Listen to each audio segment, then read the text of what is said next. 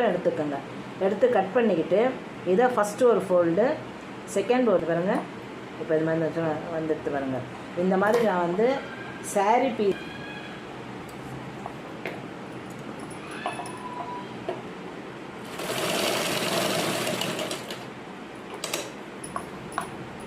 அப்படியே வந்து இன்னொரு ஸ்டிச்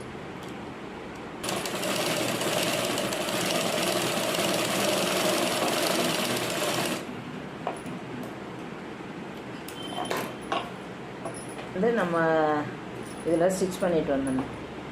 அப்போ பார்க்கறதுக்கு கொஞ்சம் நம்ம எல்லாமே கட் ஆகிடும். ஒவ்வொரு இதுலேயும் வந்து போட்டு கட் பண்ணிக்கோங்க.